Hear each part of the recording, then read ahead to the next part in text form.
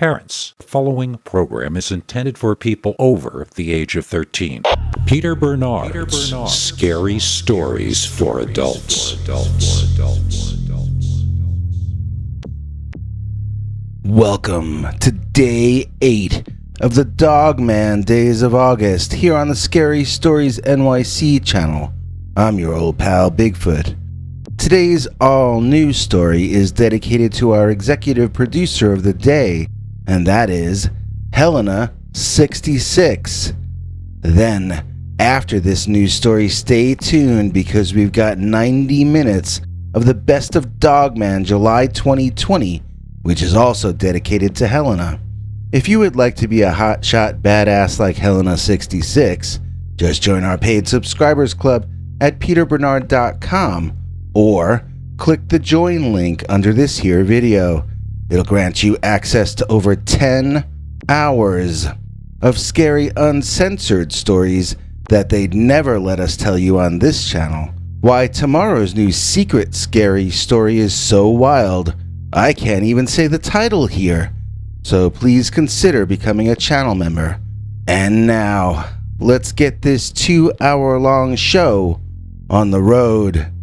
This is an all-new story about a dog man and, I don't even know what to call the other thing. I'll just pass the tale on to you and see what you think of it. I'm not sure I would believe this one, except it did come from Pennsylvania, which is an extremely bizarre location. Let's say this story seems so impossible. How could it possibly be true? I guess I don't want to consider that it could be true because I would never want to run into a situation like this myself. In other words, it's a pretty creepy story. Let's dim the lights and brace ourselves, holding hands around the figurative campfire, and then maybe we can get through this together. It's called The Dogman and the Pale Unholy Thing. Dear Scary Stories NYC, I'm writing to you from the mountains in Pennsylvania, down south near the border with West Virginia. We've got a history here of strange and sometimes inexplicable cryptid or UFO sightings. People have been reporting things happening to them that are stranger than the weirdest nightmare since before I was born. I have multiple relatives who have seen Bigfoot, and I have 2 friends who claim to have experienced really creepy UFO encounters. I myself saw what I now think was a dogman, and what I thought back then was a werewolf. I guess really it was a wolf man more than a dogman because the head was like a prehistoric wolf. It had the largest teeth I'd ever seen in an animal's skull. The context in which I saw it was bizarre, and at the time made little sense to me. Maybe I'm still mystified by it. I mean, I guess I'm fairly certain that the wolf-like monster was a dogman, but I still don't have a name to call the other thing that I was seeing. Let me tell you the story, and maybe you can tell me what that other creature was. This was the late 1970s, and I was in my early 20s. I had a job, I had a girlfriend, and I didn't really care about anything else. Life back then was easy for me, and I enjoyed almost everything I was involved in doing. It was a good time, and I think that made me careless. I think I stopped having that deep focus anymore, and I think I lost my edge as well. If you don't face challenges, you get lazy, and that's what I had gotten. So be careful what you wish for in life. My girlfriend and I were spending a day in nature at Trout Hollow, just north of Chalk Hill. In those days, we were happy with a tent and 2 fishing poles. That was all it took. We were in our tent, and it was getting kind of late at night, but we weren't asleep, if you know what I mean. We were paying attention to each other, but then we started to hear what sounded like a baby crying out in the woods. Now, I don't know if you've ever been out in the forest at night where it is so dark that you can't see the back of your hand or not, but it can turn scary real fast. If you hear one sound you can't identify, you go on guard and wonder what you're going to hear next. Your imagination can get the best of you sometimes, and then other times you might not be imaginative enough to figure out what's going on. I've heard a lot of strange things out there at night, and I can usually feel that I've figured it out if it repeats often enough. On that night, we heard the unmistakable sound of a baby crying in the darkness, and we both tried to convince each other that we were hearing something else. The crying just went on, and after a while I put my pants on and went outside, shining my flashlight around a little. I didn't see anything, but I could tell that the crying was coming from a patch of trees about a minute of walking from our tent. My woman insisted I go into the dark woods and find that baby. If it was alone, I needed to rescue it. If it was with people, I was to find out why they were letting it cry like that. I asked her what I was supposed to do if they were crazy and armed to the teeth. She told me to stop being paranoid and to go rescue that baby. When you're walking alone in nature at night, one high-powered flashlight doesn't make you feel any better about anything. Each step I took toward the trees stressed me out more. I knew I shouldn't be going in that forest. I didn't want to go. My feet didn't want to go. So why did I keep trudging along in a direction that I knew was going to be bad news? I honestly can't tell you. When I entered the woods, it felt even darker than the dark night.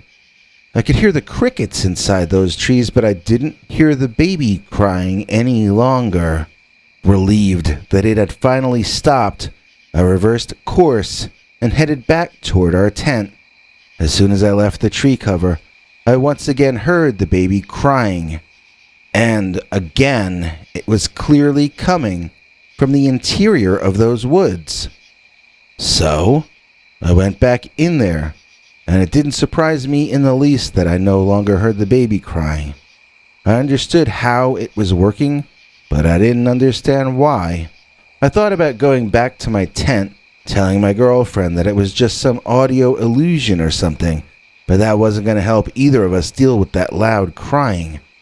I shone my flashlight around inside those woods, wondering if there might be something else I could find. It took some wandering deeper in for me to begin to get accustomed more to seeing in the darkness. I turned the flashlight off to check and see if I could move around in the pitch dark, and I discovered that after a while I could see things pretty well with my peripheral vision. Wandering through the woods in this manner, I began to hear a sound, something like a dog in distress. It seemed to be whining or growling or some such thing. I moved in the direction of that sound, keeping my eyes and ears peeled. There, at some distance, I saw what appeared to be a very large silvery gray wolf. It had its nose stuck inside what appeared to be some large gopher hole.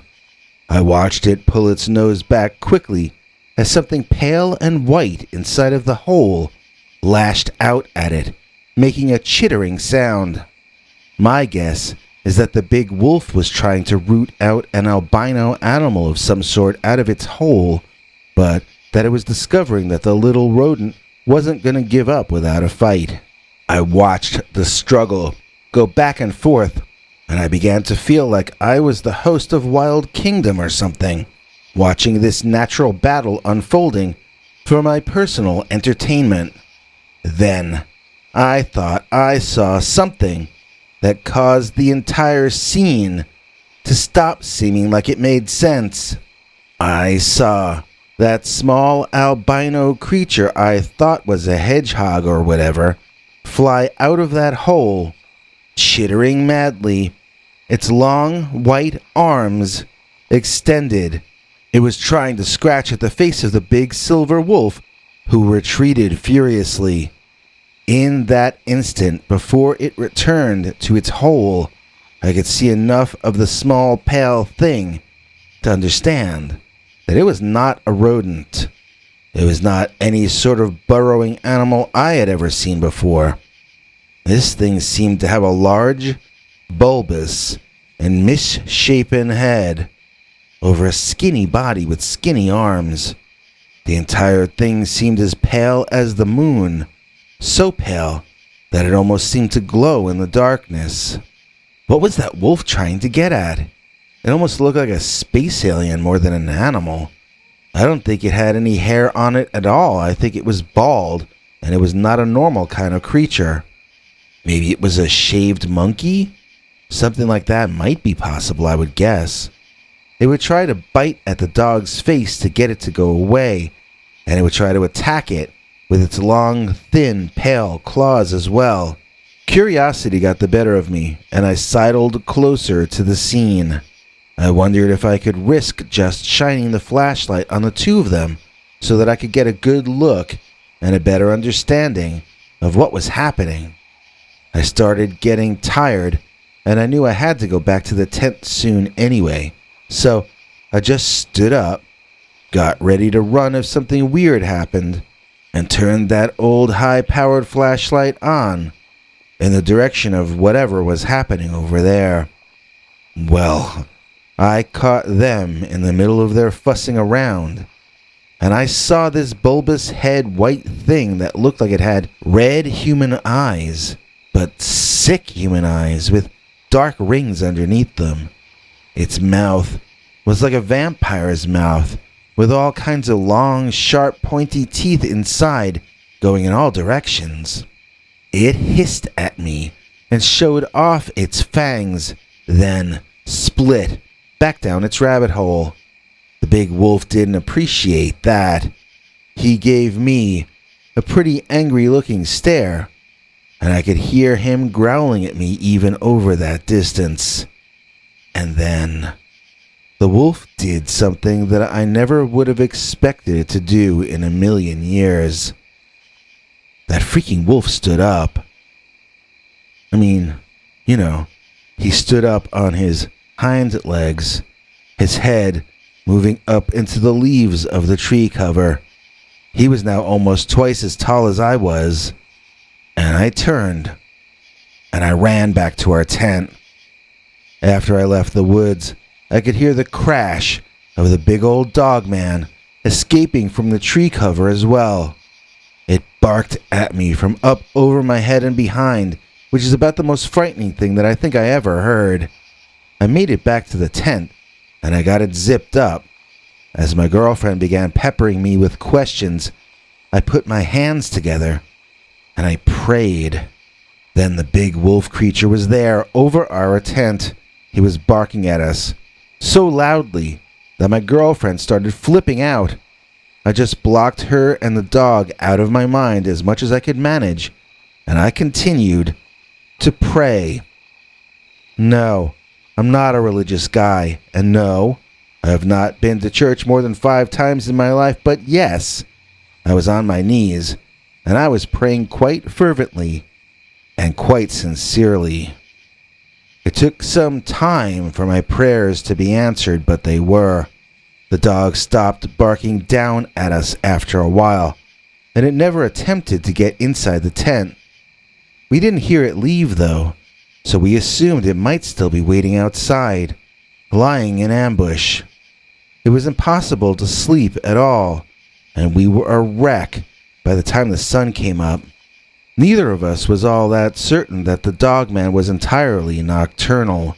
We both thought it could be very likely that the creature would have been willing to wait for us to come out of that tent, even if it took all day. We were very interested in getting out of there, though, and it was just a matter of time until we got up the nerve to grab our stuff and go. We left the tent there. We left a lot of stuff there, and we got out of Dodge post-haste. My girlfriend told me that as soon as I walked toward the woods that night, the crying had stopped for her. That was entirely different from what I had experienced, where I could hear the crying right up until the moment I was inside the trees. I did not hear it while running back, though I'm pretty sure. Maybe I did, but I just didn't notice. So, I never did come to find out what was causing the baby crying sound.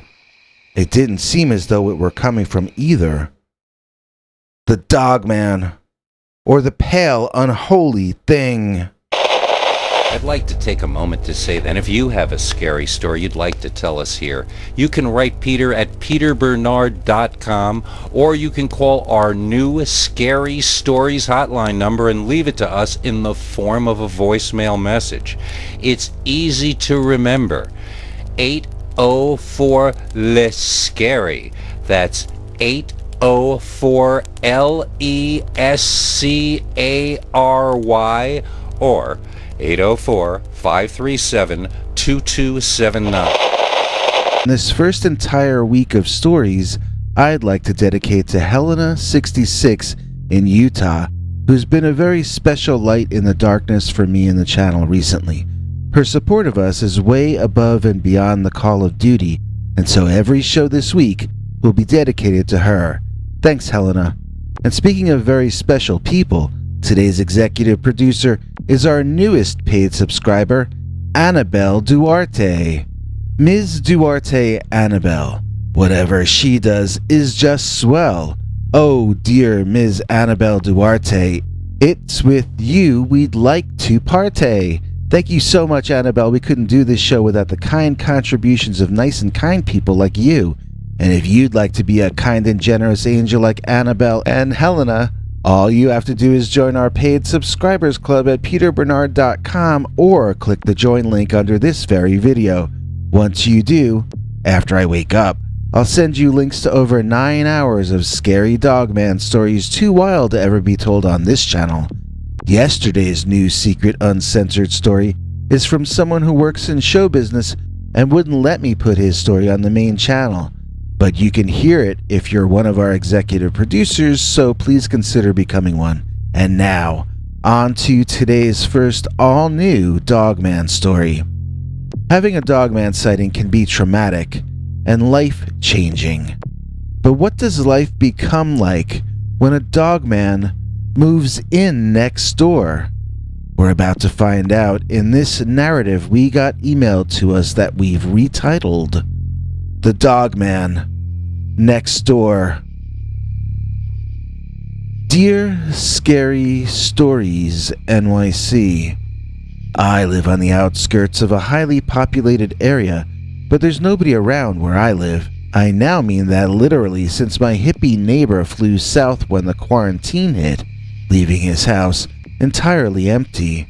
Well, I have come to the conclusion that a squatter has taken up residence in his home during his absence, and I am of the strongly held opinion that said squatter is none other than the North American upright walking canine, or Dogman.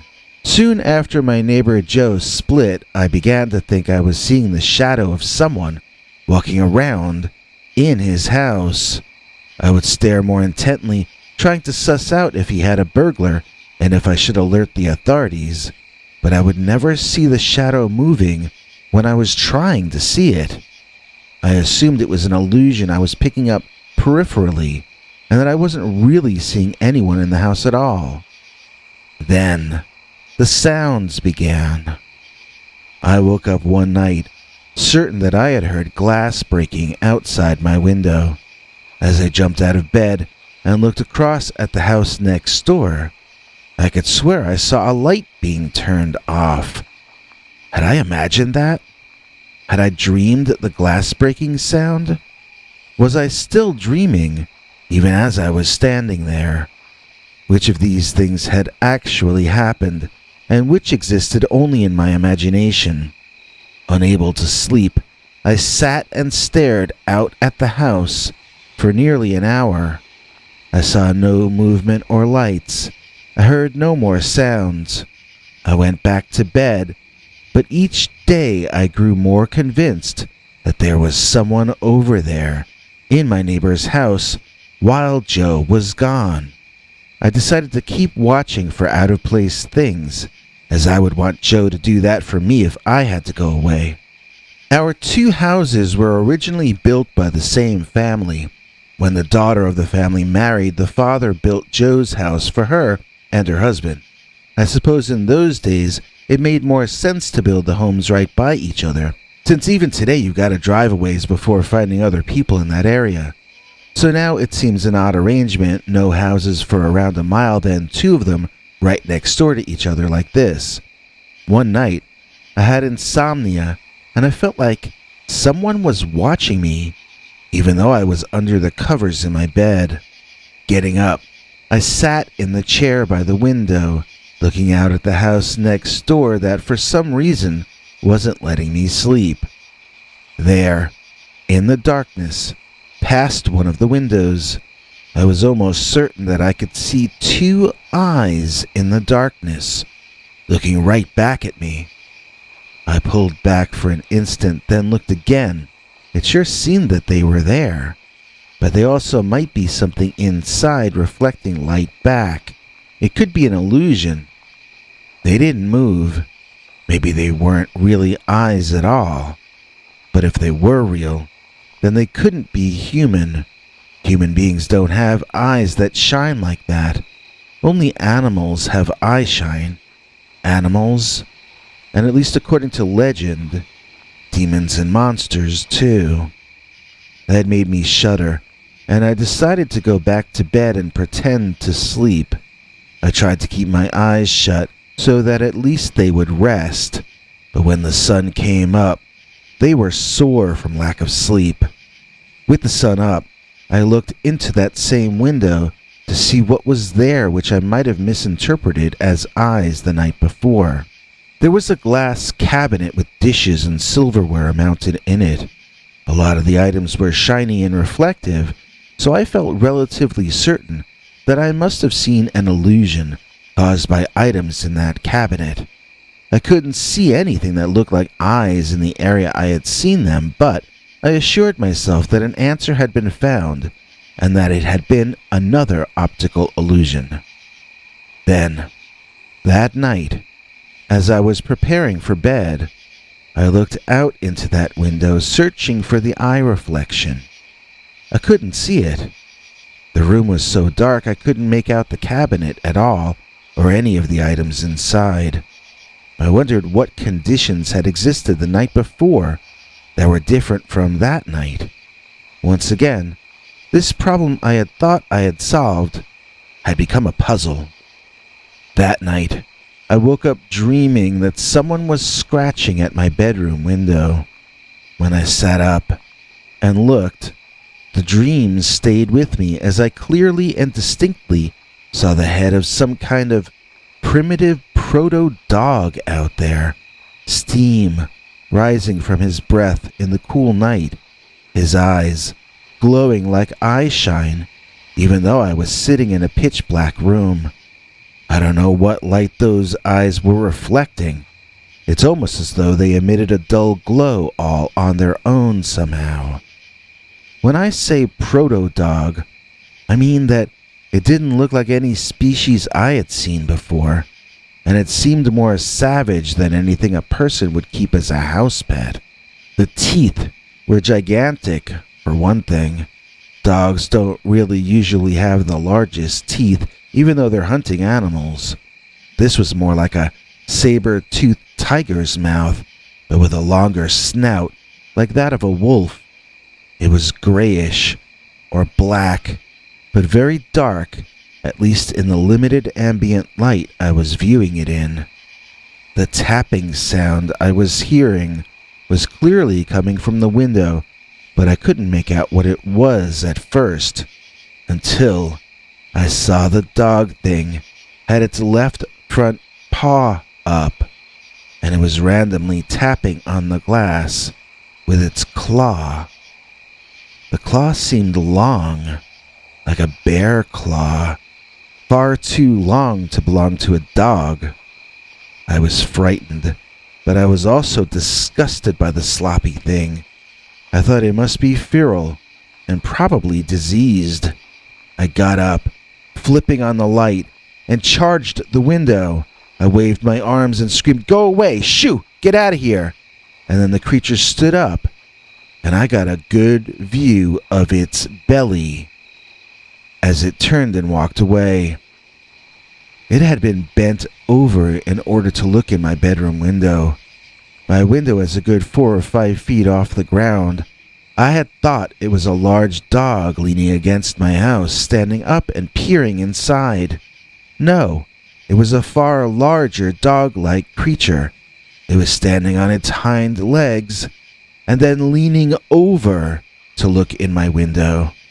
When I chased it off, it stood up to its full height, which was too far up for me to see its head anymore. I've been staying in a rooming house in a nearby town for over 2 months. I wouldn't normally be able to cover such an extra expense, but I got my stimulus money and I applied it toward that. I take periodic trips home, and so far, nothing on my property seems disturbed. I keep it locked up pretty tight, though. I'm the opposite kind of person from my hippie neighbor Joe. I would contact him to let him know what's been happening, but he didn't leave me any way to get in touch with him, and I think even a hippie like Joe would have a hard time believing my story. I'm not sure I believe it myself.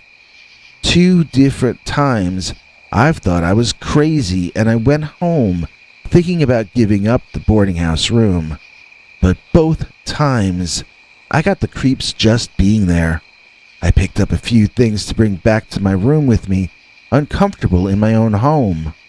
I know exactly why I'm nervous there, but I haven't got the faintest idea what to do about it.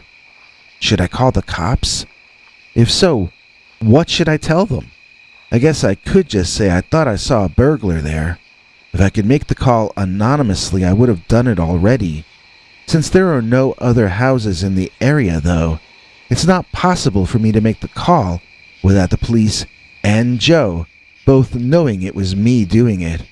I wish he would just come home. I doubt that's likely until the quarantining in this area is 100% done, as he's the kind of guy who doesn't like wearing face masks. Maybe I need to sell my house and move. I can't afford the rooming house much longer, and I'm gonna have to do something. Even if Joe comes back and rousts the Dogman from his property, it'll still be in the area. I'm clearly living in a place with at least one Dogman living around there. Maybe he's only the tip of the iceberg. Maybe there are a family of them, or dozens of them for all I know. Maybe I need to get an apartment in a nice town that's not too loud, but is urban enough that I know I'll never again look out of my window and see the Dogman next door, the monster of Mammoth. Dear Scary Stories NYC, I once saw what had to have been the Pennsylvania Dogman, and if you don't mind, I'd like to tell the story to you. I've never written this down before, and I'm not much of a writer, so please feel free to rewrite what I'm saying to make it sound better. Just don't change any of the details of the story, especially not the description of the thing itself. Over on the Pittsburgh side of Pennsylvania, there's a tiny little town called Mammoth. It's near Kecksburg, where that acorn-shaped UFO allegedly crashed in the 1960s. I had been driving south through there one day, and I elected to drive down Snively Road, which I always pronounced Snively Road, since I was a kid. My grandparents used to call it that, and it seemed funny to me, so I kept it. Maybe that was the correct pronunciation for all I know, but the rest of my family and friends usually call it Snively. Anyway, it's a forested road, and it's the scenic route between where I was coming from and where I was going to. It was early in the night, or late in the evening, as the sky still had a little bit of color in it, yet the stars and the moon were already shining bright. I was in a good mood because my girlfriend had just moved in with me about 2 weeks earlier, and it was still exciting to go home and find her there. That early love glow before you start to get sick of each other's personal weirdnesses. So I was driving along, blissed out, whistling a tune and just as happy as could be. And then this big wolf leaped out onto the road in front of me from the woods on my left. It turned toward me with these flaming red-orange eyes, and it bared its fangs, barking at me viciously. It was on all fours, to be clear. It was covered in longish fur that ranged from very dark gray to an almost white, warm gray or tan shade. It looked very much like a wolf, but it was so large, and something about it was just different. Even though it was lowering its head, its eyes still looked down at me seated in my car. I slammed on the brakes because I didn't know what else to do. There wasn't room to get around it on either side. I screeched to a halt, turning my car to my right, and now seeing the thing looking in my driver's side window. I continued driving to my right, attempting to make a full U-turn and drive back the same way I came in, but something had control of me in the rear. 2 guesses as to what that something was. I turned around, and I saw the creature seemed to have a hold of the car frame directly above my back left tire. I couldn't see from my angle exactly what was going on, but the way the creature held the car up on that side, preventing the wheel from gaining any traction, he must have had a hand with an opposable thumb to have been able to grip the car like that. If he didn't have hands, then he had something that served the same function, and clearly he was far stronger than a human, as I was unable to get away from him for a good 15 or 20 seconds.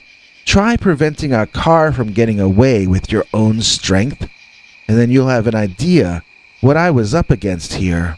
I heard the creature make a grunting sound as though it were in pain, and then my car came crashing back down to the road in a clumsy manner. I had my foot on the gas, so we peeled out, leaving tire marks all over that road. Like, I didn't start straight away. We sort of skidded left and right for a while. It was like I drew the Shazam Thunderbolt on the road, trying to get away from that thing. As I sped up, I saw the immense wolf in my rear view, running after me on all fours, but with a limp. It seemed he had really somehow hurt his front left paw, so after a while, he got up on his hind legs and kept running after me. I could only make out the bottom of him most of the time in my mirror, but he looked pretty natural running like that. He wasn't as fast as he had been limping along on all fours, though, and I started to put a little bit of distance between us. I knew I needed to make it up to Route 982, and there should be other traffic up there that would get this giant dog thing off my tail. My heart was beating like someone was kicking me in the chest. I was gasping for air from my mouth as though I were running away, not driving away. At points, even as I continued to speed the car up, that Dogman actually started to seem as though he were catching up.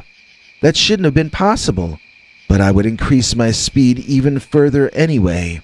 I was driving faster down that road than I would ever admit in a court of law, but I had not shaken the Dogman yet. I began to have an ever-growing sense of dread, and I began to lose confidence, wondering if the creature was going to win out in the end after all. And then I saw the headlights. Other cars, more than one of them. I pulled onto 982, merging easily into the light traffic out that night, and turning in time to see the Dogman sitting, just like a regular dog, on the side of the highway entrance, staring at me as I drove away. I still have nightmares about being chased down lonely wooded roads at night by giant dogs. It's a weird syndrome to have, believe me. If that night was a dream, though, it was the most realistic one ever.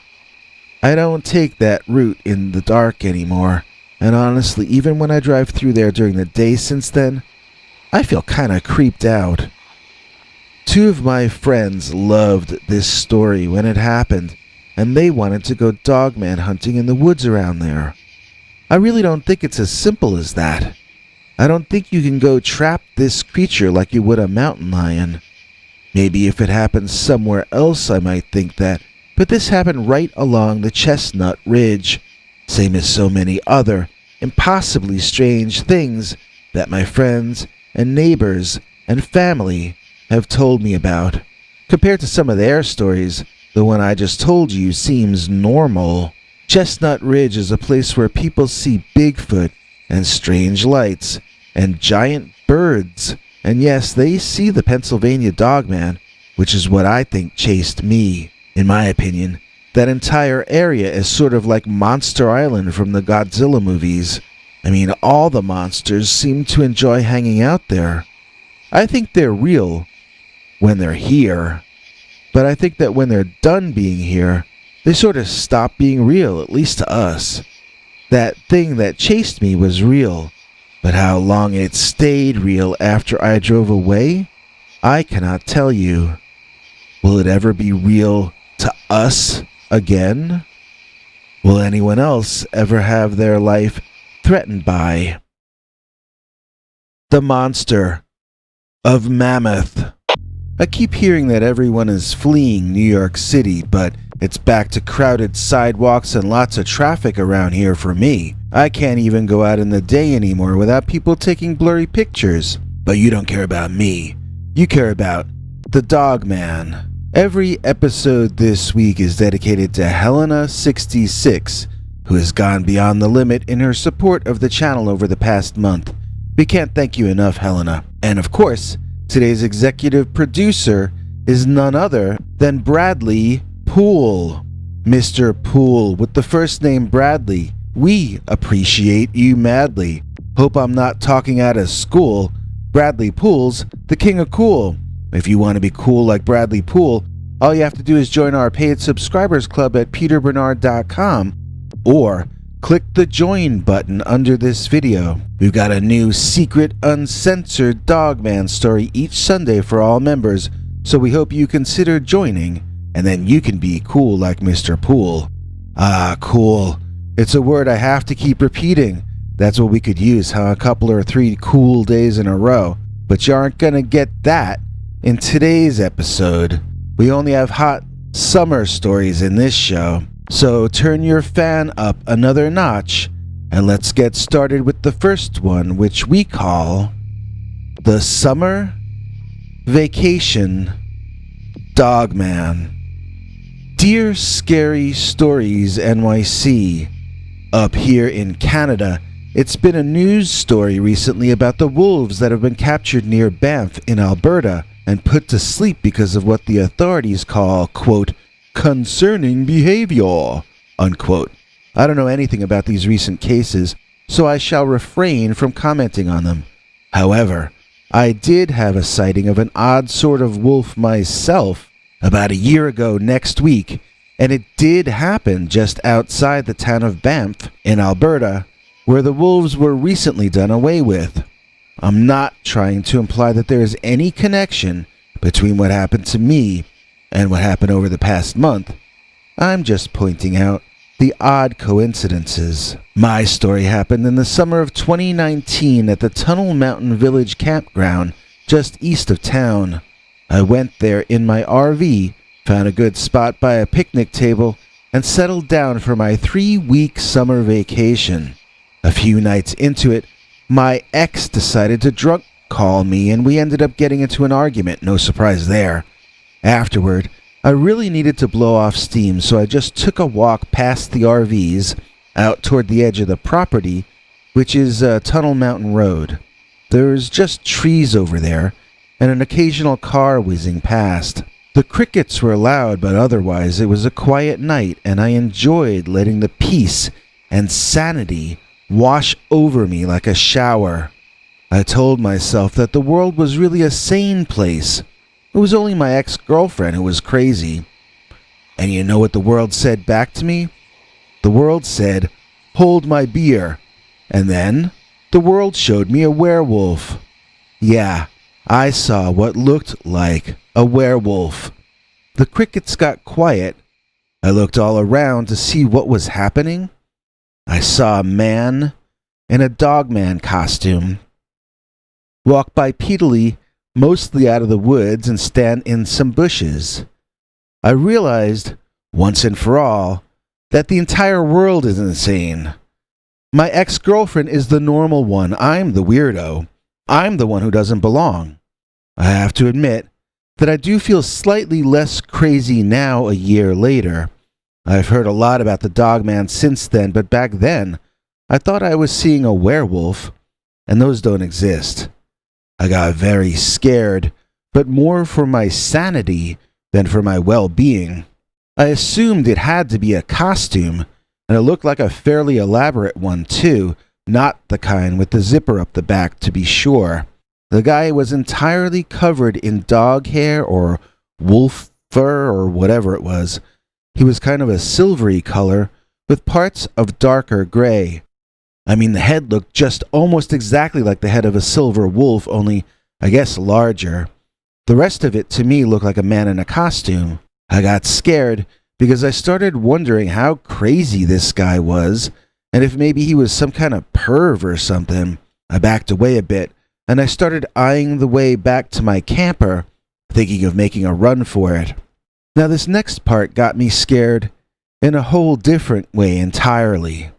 The guy in the suit stepped out from behind the bushes he was standing inside of, and when he did, I noticed how the hair on his costume got really thin around his belly. It looked like I could see light-colored skin under the hair. It also looked like I could see a wolf's private area. I felt surprised at the level of detail in this costume and how completely realistic it looked. And then it took another step out, and I saw what really looked like beefed up versions of the hind legs of an actual wolf walking out of those woods toward me. I was seeing this creature that looked like a wolf reared up on its hind legs, but with the top half that was way more like a man. If I had seen the legs first, I'd have thought I was seeing an animal, a canine.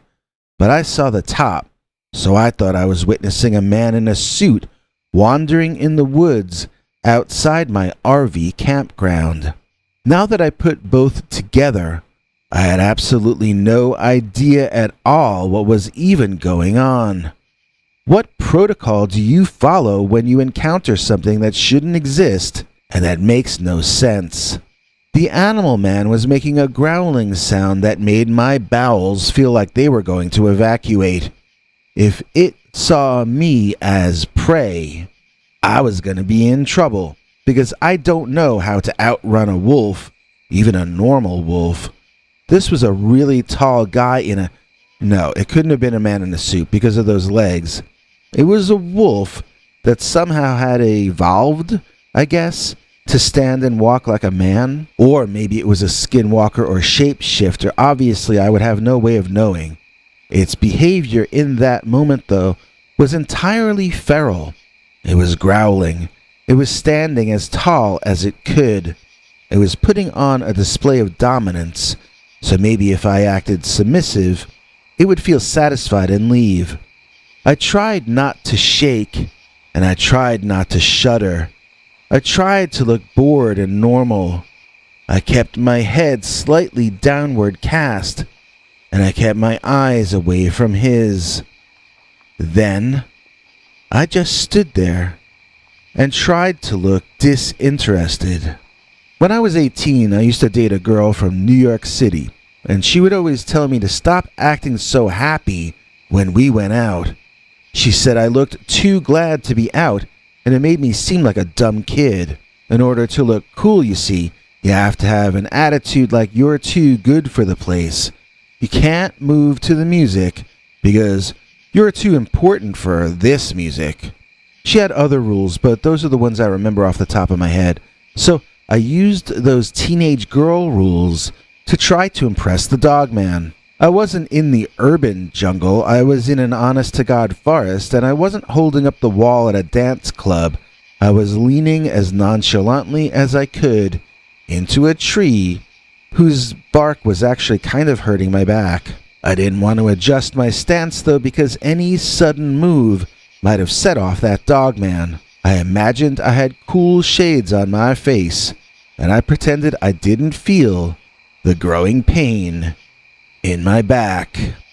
Inside, I was screaming and crying, saying goodbye to everyone and everything that had ever mattered to me. And then, that Dogman took one more step toward me on that inhuman-looking leg, and I completely lost all my composure. I ran, screaming curse words and weeping openly, slipping and falling repeatedly like a woman escaping the monster in a low-budget horror picture. Except, I'm a man, or I thought I was until the moment I met the Dogman. The creature followed me, and when I realized it was, my manhood receded way on up into my body. My crying grew far, far more high-pitched. I was singing soprano when I got back to the RV camp and began to feel a bit of a sense of relief. At least now I was back in civilization. I turned to see where the Dogman had stopped running after me, but he wasn't done yet. I kept running, screaming and banging on campers as I ran past them, begging for help. I was barely able to breathe, what with all the running and the yelling, and I don't even know how I kept on going. Pure fear, that's what I call it. Pure adrenaline kept me going after my tank had run out of gas, and then out of fumes. I turned and saw the Dogman walking past RVs right inside that campground on that night. Its pointy ears were up as high or a little higher than the tops of the RV campers, so how tall is that? I got inside my camper and the thing banged on my door once I was in there. It shook the entire camper, and I thought that my life was over and done with. But then, for whatever reason, the banging stopped, and that was that. I didn't realize it was really over at that time. I kept expecting it to do something else. I didn't know if it would try to break in or try to tip the camper over, but none of that happened. I couldn't get any rest that night, and in the morning, I actually started getting my stuff together, and I was thinking about getting the heck out of there. I saw my neighbors, some of whom I had gotten to know a little bit, and I sort of expected them to ask me about what happened the night before. I thought for sure that even though it was very late at night, I probably would have awakened someone, or maybe someone would have looked out the window and seen the Dogman chasing me. Nobody said anything, though. I thought about going around and asking people if they saw or heard anything strange the night before, but I was so tired, and it seemed silly to talk about in the bright light of the morning. I remember heading into Banff to spend the afternoon, thinking about where I could go to spend the rest of my vacation. The thing was, my ex didn't know I was there. She could drunk call me, but I didn't have to answer her the next time. As long as I was in that campground that none of my friends or family knew that I was in, I wouldn't have to hear from that woman any longer. I weighed the two. On the one side, Dogman. He could kill me. He could tear me to pieces without even trying. On the other side, my crazy psycho ex-girlfriend. It was not a choice. I went back to camp with Dogman for the rest of my vacation. Unlike my ex, the Dogman left me alone for the next few days.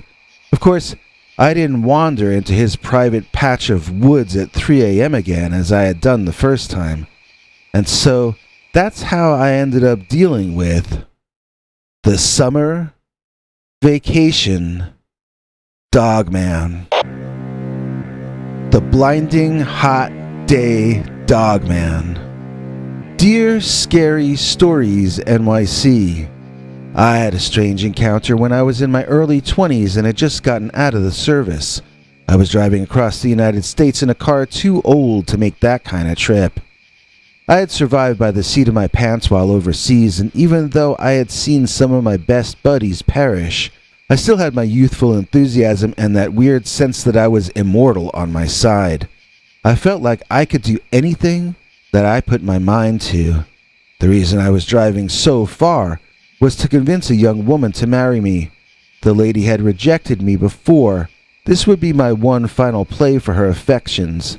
Little did I know, I would be led off my path to her by the Dogman. It was a very hot summer that year, and whatever state I was in felt like the hottest one of them all.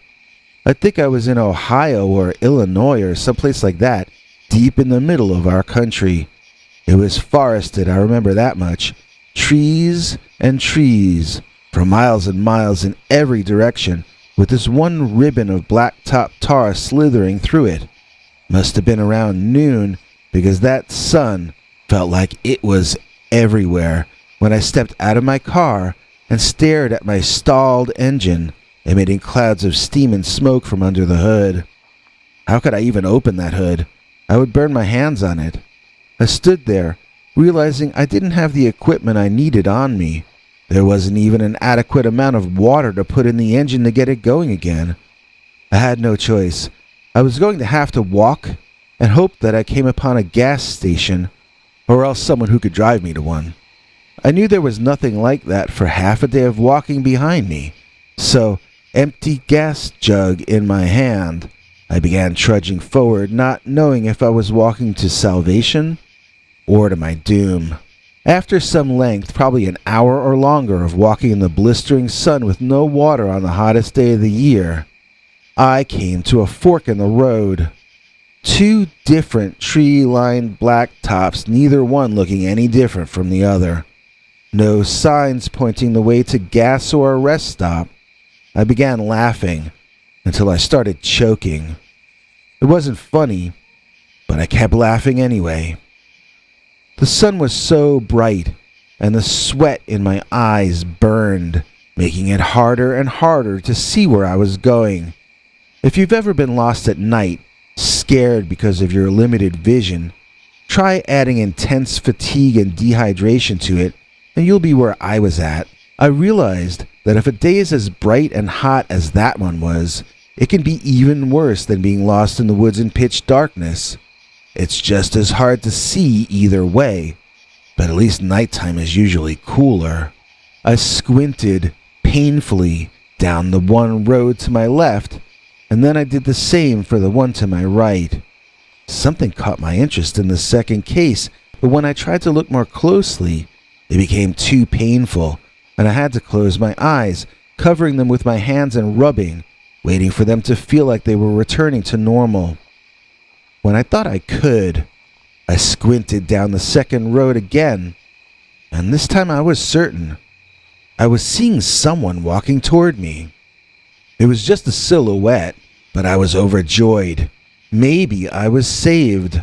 Although they, like me, were a solitary figure walking down the road, maybe they were just as lost as I was. Or maybe they were the type who takes advantage of my type. I decided not to be overjoyed just yet and closed my eyes, rubbing them some more.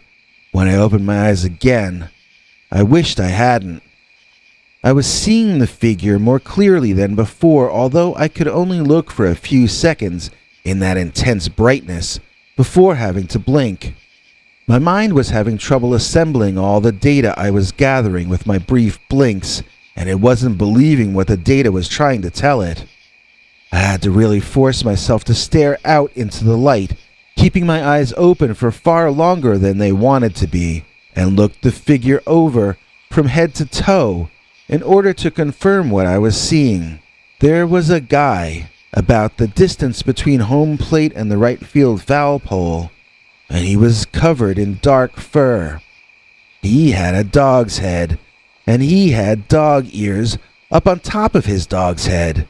He had these thin dog legs underneath him, but his chest was wide and massive, and it looked from my distance like the guy should tip over at the slightest breeze. I couldn't tell if this thing was more of an animal or more of a man. It walked like a man, that's for sure. I estimated that if the creature were real and not a hallucination, it would take it about 2 minutes to walk my way at the pace it was going. So I went under the shade of a tree in the middle of the crossroads, and I shut my eyes, and I counted to 60. Then, with somewhat rested eyes, I walked back out onto the road and looked. And I'll be darned if I wasn't looking at this big black-furred dogman, as big as a black bear or probably taller. He was just continuing to stroll down the side of the road in my direction.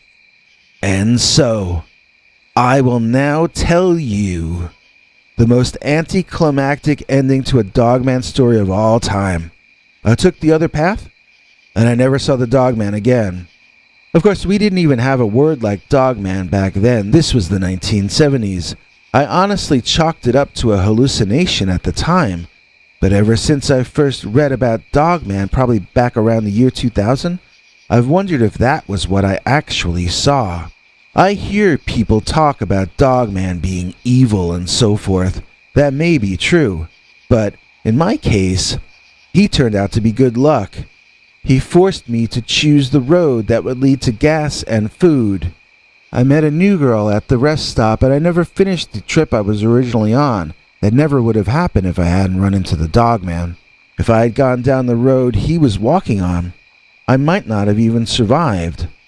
So you might even say that my life was saved by the blinding, hot day Dogman. Wow, the heat has really been terrible lately. I hope you don't mind, but I'm going to record this episode in my summer coat of fur. It's a lot thinner than my winter coat.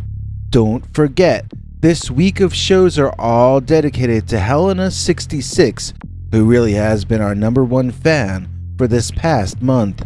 Thank you again, Hellena. Here's a fun announcement. The once and future executive producer Timothy Sturgill has returned. He had been a paid subscriber back before this health situation thing hit, and then he had to leave the club to deal with his personal situation for a few months. We kept him on our mailing list though because he had supported us when we really needed it. So he got to keep watching the secret uncensored episodes for free as he got back on his feet, and now he's rejoined the club. I'm really glad to welcome him back because he's a cool and nice guy. Timothy Sturgill, he's the trapper. No doubt he's a real bear slapper. Give him a mic, then he's a rapper. His great-great-grandma was a flapper. Actually, I don't know anything about his great-great-grandmother, and I'm sure she was a fine woman, but if I didn't use flapper, it was gonna be crapper or the clapper, so you take what you can get. Welcome back, Timothy Sturgill, the Trapper. Today we've got 2 never-before-told Rhode Island Dogman stories. These allegedly true stories took place only around a 20-minute drive from each other, although they took place a generation apart. I flipped a coin to decide which to start with, and the coin chose the story called The Dogman Sighting at Lovecraft's Grave. Dear Scary Stories NYC, have you ever received a Dogman sighting from Rhode Island? I had this happen to me back in the 80s, along with some friends from back then. We didn't know what a Dogman was, but we assumed that we were seeing something supernatural, mainly because of the context in which the sighting occurred. In the 1980s, a lot of movies based on the writings of H.P. Lovecraft came out, and so I began to read his books. He had weird opinions, most of which I disagreed with, but his vision of prehistoric demonic god beings having been on Earth before humans, waiting to re-inherit it from us, man, that totally creeped me out. Ghost stories are spooky, but this guy's stories implied that the clock was ticking until the entire human race was done away with to make room for his old ones. Back then, we were more capable of separating the artist from his art, and I soon joined a club celebrating the writer's work. The club arranged a meeting at the final resting place of the author on the date of August 20th, 1985, which would have been Lovecraft's 95th birthday. We met at the Swan Point Cemetery, walked to the grave itself, which is not elaborate, and stood around, awkwardly introducing ourselves to each other. People were more awkward in those days, you have to admit it. We hadn't all grown up on YouTube like people do nowadays. We still tried to be more formal, even though we had grown up in the 70s when much of our culture had collapsed into a drugged haze on the sofa. We mimicked how people acted in old movies, since we had forgotten how to be adults naturally by that point. Still, it was an exciting time to be alive. The world wasn't so closed down yet. There was still hope for the future, and we still had our freedoms too. When you feel free, every day feels more like it's worth waking up to. We might not have agreed with everything that was going on in the world at that time, but we still felt certain that in the long run, things were gonna get better and better. We still kind of expected the Jetsons' future in those days. There also used to be a lot of talk and a strong sense that magical things could be brought into reality in the real world. We used to read Robert Anton Wilson books and Timothy Leary, and they told us about virtual reality coming in the future, as well as how we could affect our actual realities in different ways.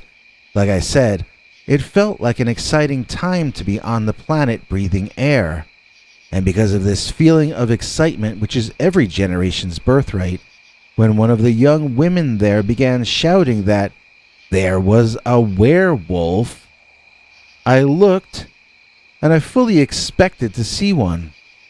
I should preface this part of the story by saying that the day had been cool for August.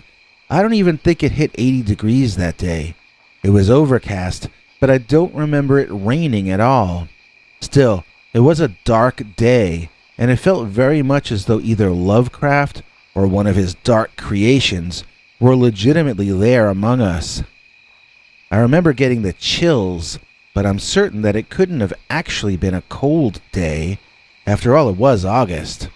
So, yes, one of the girls was screaming and getting frantic, saying there was a werewolf. I looked around, and I didn't see anything that looked like what I thought of a werewolf looking like.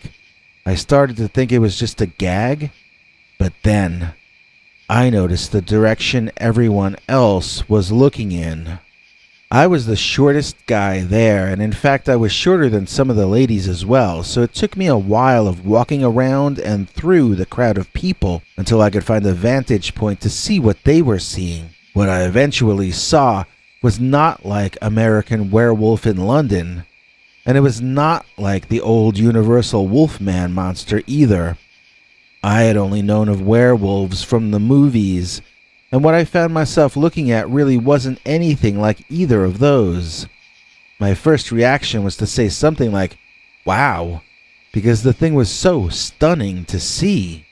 It seemed so unreal, and yet, there it was. Unlike any werewolf from the movies that I had seen, this was a sleek, black creature, standing straight upright, with posture that would have gotten compliments from my first-grade teacher. I couldn't see how that dog-looking thing could possibly be standing so tall on the shoulder, balanced so well on only its two hind legs. Its head hung lower than its shoulders, as though it were a marionette being held up by one invisible thread attached to each of its armpits. I had never seen anything like this animal before. The way it moved seemed so unnatural, and yet it was undeniably there among the trees. It seemed to have walked through the trees from the direction of Beveridge Brook. I don't recall thinking of it as wet, but it was shiny and sleek black, so possibly it had actually come from being in the water. Maybe it had swum to there from somewhere else. After all, if we're accepting a very tall, black, upright walking dog, is it that much further of a leap to think he swam through the brook to get there? Now, some of the people who were there that day went on to become pretty decent writers. They have crafted some charismatic and brave characters in their day. That having been said, none of us had the nerve to chase after the Dogman when it grew bored with us and walked back into the woods and out of our sight. If we were characters in stories that any of us had written, There would have been at least one, but more likely several brave souls who would have all charged into the woods after the creature and had a grand and epic adventure in the process. We writers, instead, stood there debating what the meaning of us seeing a dog-headed humanoid creature while standing at Lovecraft's grave meant. Was it symbolic? Was this us witnessing a Jungian archetype? If so, why an upright wolf? Why not Yog-Sothoth or Cthulhu? We were engaged in an intellectual debate about the fact that we were scared to death by the presence of an inexplicable cryptid, and we didn't know what to do about it. I remember we walked from there to other Lovecraftian places in Providence, like his birthplace on Angel Street, and then we got a late lunch at a mobile dinner located on the street by City Hall. I didn't understand why we went there, but apparently this mobile diner business goes back to 1888, so it's possible that Lovecraft, who was born in 1890, could have eaten their food in his time. Of course, not from the same cart that we bought it from. Look, no comment on any of that. Anyway, I did make a couple of decent pen pals that day and one lasting friend who we can call Margie. She and I actually did go back to the location in the late 1990s after we had begun to read accounts of Dogman in the media. We walked from the cemetery on into those trees and out the other side so that we could see the water. We walked back in a different way, but we couldn't find anything in those trees except trees. I don't think any large creatures live in that tiny patch of woods. I think the Dogman must be semi-aquatic and must have swum there from some other location nearby. Maybe they are nomadic creatures and constantly stay on the move. It would definitely make them harder to find, which they certainly seem to be. If I had to guess why we haven't yet been able to capture one of these things, I would say it's probably because they use waterways and underground passageways to escape our detection. Back in the days when we saw it, it was only natural for us to perceive it as something symbolic or paranormal or supernatural. After all, we saw it while we were all thinking about the author of some of the greatest weird fiction of all time. Yet, years later, looking back on it, all I can think is that we must have seen a natural creature, a very rare, very hard to spot kind of creature, but still something real and tangible, not symbolic or imaginary. And that's pretty much all I can remember about the Dogman sighting at Lovecraft's grave. The Snake Den Dogman. Dear Scary Stories NYC, I had a sighting of what your channel calls the Dogman about 3 years ago. It happened in late July in Snake Den State Park, which is in Rhode Island.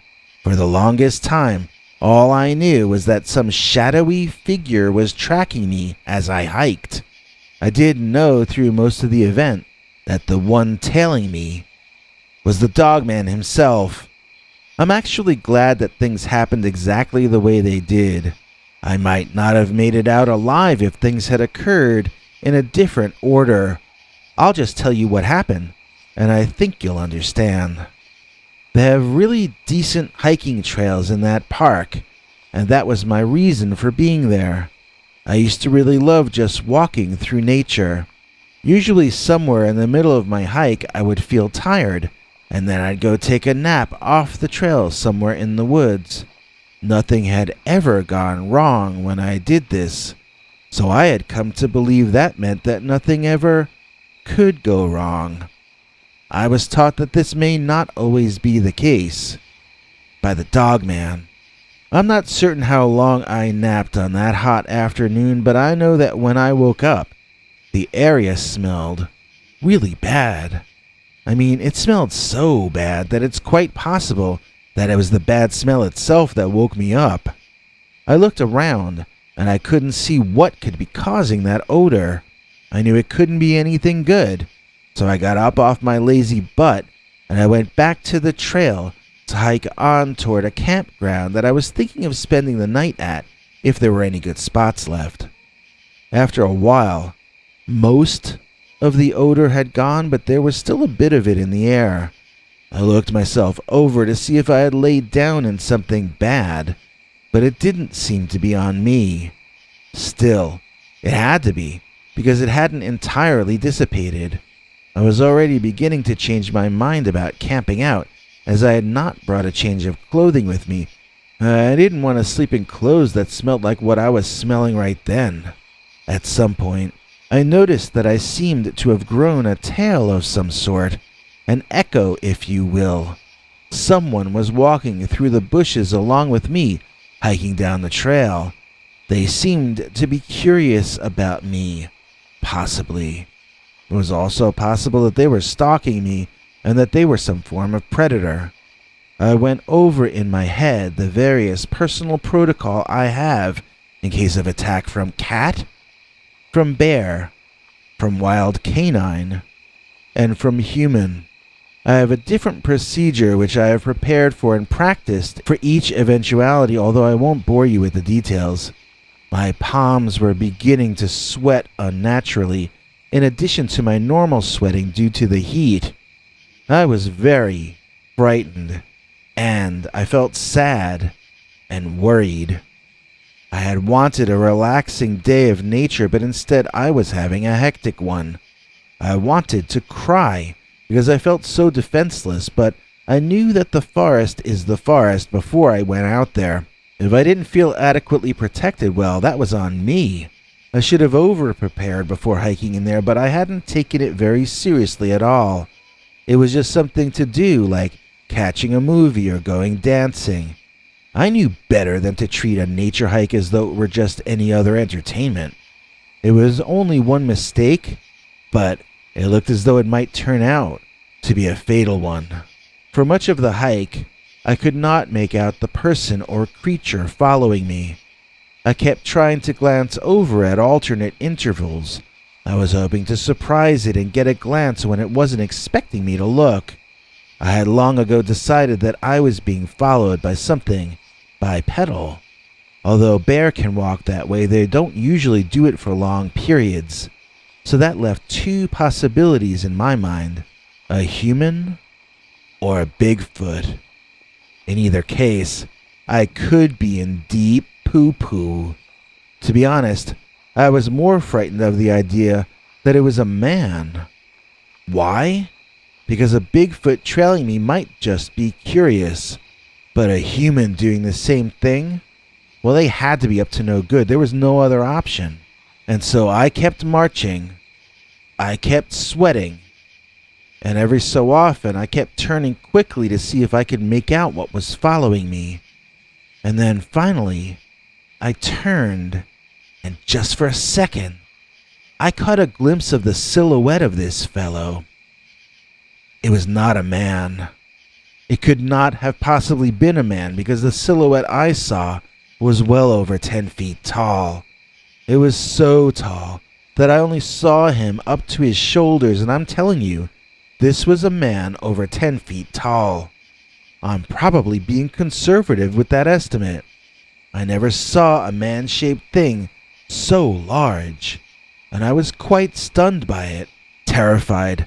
I took a step or two in order to open up into a run. At least in my mind, I planned to do that. My actual legs turned to gummy worms, and I had to catch myself on a tree to keep from falling. I forced my mouth to shut so that I would breathe through my nose, but every instinct in me told me to hyperventilate through my mouth. I tell you what I thought I'd just seen. No, not Bigfoot. I thought I'd just seen Slender Man. Or maybe the Hat Man? One of those creepy shadow beings that they talk about on the internet. I saw the absolutely dark silhouette of this man over 10 feet tall, and my mind decided that was a shadow man. I wanted to lie down and take a nap. I wanted to go back to sleep and wake up for real the next time. This seemed too much like I was still asleep. Things like this don't happen in state parks, especially not in the middle of the day. Things like this aren't even supposed to happen at all. Crying openly, weeping and whining like a child who was just told that Santa Claus got canceled, I began grabbing trees on the opposite side of the hiking trail to where I thought I had seen Slender Man. I would grab a tree, lean over, grab another, and use them to help me get my legs back under me so I could walk more normally. I was breathing in through my nose, out through my mouth, keeping my eyes only on what I was doing, and beginning to make progress. I started to feel more calm and natural, and my walking returned to normal as well. Then, I heard that thing on the other side of the trail make a noise and I froze. Looking over, I could see one of the trees about 3 trees deep barely visible in the darkness, and I saw it shaking back and forth. I nearly lost it. The thing, whatever it was, had cause over real objects in the actual world. If it could shake a tree, then it could shake me too. I had to increase my pace. Unfortunately, I was too frightened, staring at the moving tree, to even move myself. I needed something to pull me back together enough to run away again, or at least walk away. And then, the Shadow Man leaned out from behind the tree to look at me, and I saw that it wasn't the Hat Man at all. This shadow didn't wear any sort of headgear, but it did seem to have kinda like Batman ears on top, and shiny bright Batman eyes just where you would have expected them to be. And then, that shadow Batman huffed a snort sound just like an animal, and it walked forward just as a man would do. I saw it coming into the light, and I cried the word no over and over again. The more I saw of it, the more I protested against what I was being forced to accept as reality. This wasn't a shadow creature at all. It was a very three-dimensional, very hairy, very smelly, dog-headed humanoid. It couldn't have been, but it was. I remember the world becoming unstable, like something out of a Doctor Strange comic. It felt like the earth moved around under my feet when I would step down. I knew I was starting to lose my mind and I was weeping hysterically. I suppose I continued trying to escape. I don't remember. The next thing I have a clear recollection of was a little girl pointing at me and asking her guardian why the man was crying like that. I remember the woman looking at me in horror and pulling the girl closer to her protectively. There were people around, but not the Dogman. I had gotten away even if I had blacked out during that part of the story. I have been in therapy since that event. It's a really big deal for me to finally write this down. I hope it's another step in putting it all behind me. Someday, I would like to feel safe enough to go hiking again, but I know I'm not there yet. Whether it was intentional or not, I got traumatized by the Snake Den Dogman. Overheated? Keep cool with our Dogman Days of August. At least one new Dogman story every single day of August. How many days are there in August anyway? Oh, that's right. That means you get to hear at least 117 all-new Dogman stories before September. Right here on Scary Stories NYC. Now, could you please pass the tanning butter? This entire week of shows is dedicated to our most loyal fan, Hellena 66. Her support of this channel goes above and beyond the norm, and that's why we're taking an entire week to thank her. Thanks, Hellena. You really make creating this channel seem fun and worthwhile. You know, in all the years I've been doing this old channel, I've gotten a lot of comments that I have not cleared. They may have been deleted. It must have been a glitch in the Matrix. I find that the more comments that get left from women telling me that they like my voice, the more comments also get left from jealous guys telling me to talk differently. But I don't care about the concerned trolls. I'd rather write smart stories for grown-ups who appreciate me, like today's executive producer, Jonathan Cruz. Gather round, people, and I'll give you the news about a real cool cat named Jonathan Cruz. Mr. Cruz certainly is a 10 out of 10 because we're talking about Cruz Jonathan. Thanks, Jonathan Cruz. We couldn't do it without the kind contributions of nice people like you. And if you'd like to become a Scary Stories executive producer like Jonathan Cruz, just join our paid subscribers club at peterbernard.com, or else do what Jonathan did and click the join link under this video to become a channel member. Then you'll get access to over 10 hours of scary, uncensored Dogman stories, far too wild to tell on this channel. Speaking of wild, that's what this first story is. It's short, it's sweet, it's to the point, and it scared me when I first read the email sent into us alleging that the following is supposedly true. Fasten your seatbelts. We call this one the Dogman that stole my dog's bone. Dear Scary Stories NYC, I have a brand new Dogman story for you in that it happened to me and my dog just last night.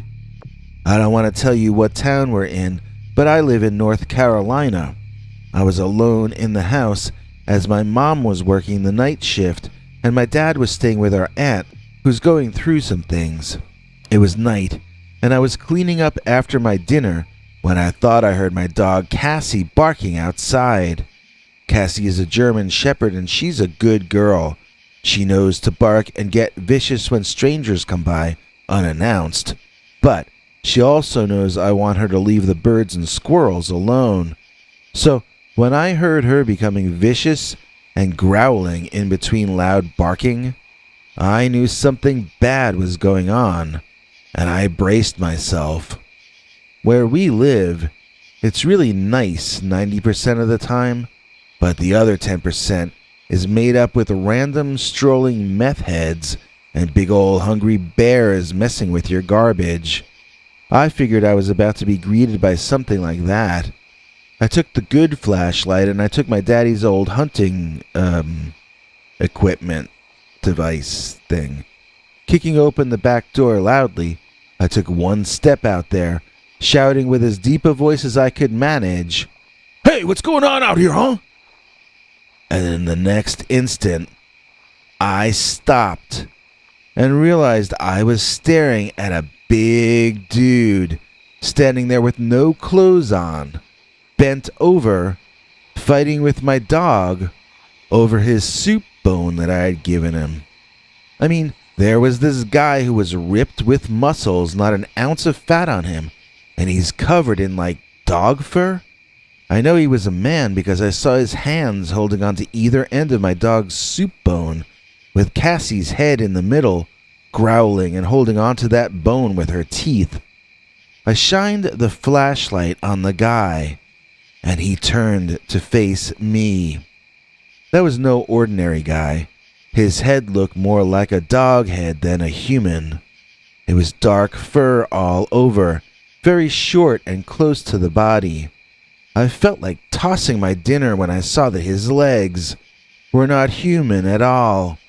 They were bent backward, like devil legs or something.